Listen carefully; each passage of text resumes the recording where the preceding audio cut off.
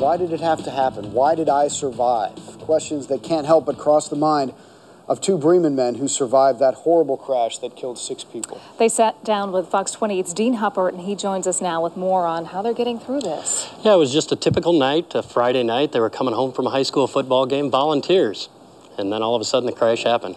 Yeah, we've documented it, we've talked about it, but boy, that night of October 24th, it changed many lives forever. While 6 people died, 2 men survived.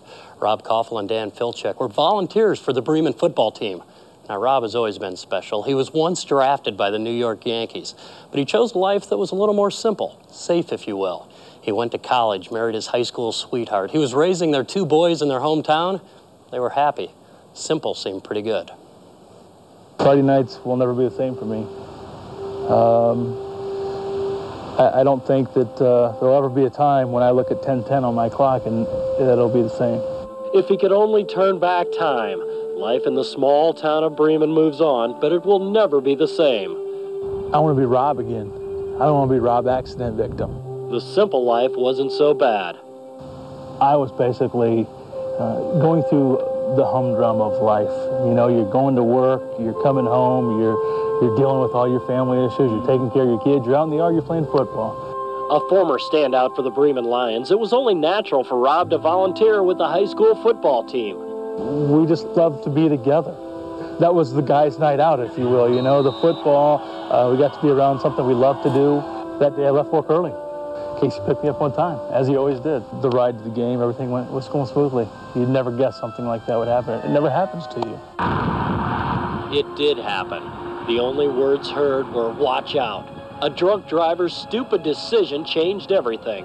It all happened so quickly, and I remember waking up and talking to Dan, and we were both like, what happened? We didn't know what hit us. First thing we said to each other in the hospital was we loved each other and gave each other a hug.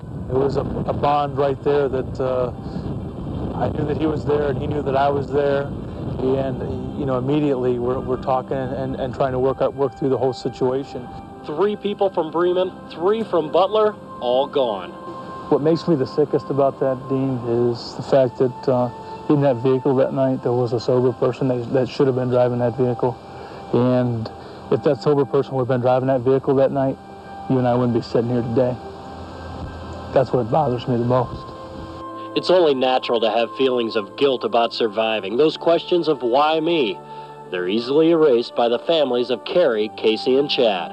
What's really helped, I think Dan and I both, by that is the responses that we've gotten from Molly and Dorian and Mary Kay. I'm thankful they're here. I am too. I mean, it's hard enough that us 3 are having to go through it, but if they were having to go through it with their families with us too, I mean, it'd be that much harder on the community and on us.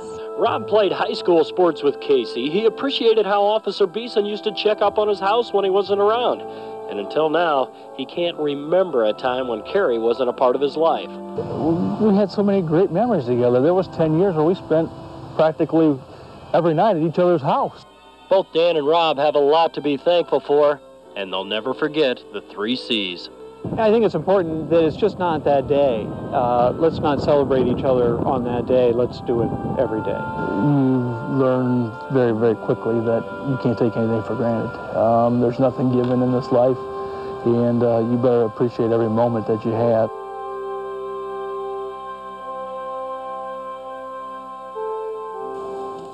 Well, I think those are words we can all think about, and especially with tomorrow being Thanksgiving. I mean, when you bow your heads, just say a word of thanks. Yeah, like I said, take a moment to appreciate the everyday stuff because never know. You're right. Yeah, thanks, Dean. Thanks, Steve.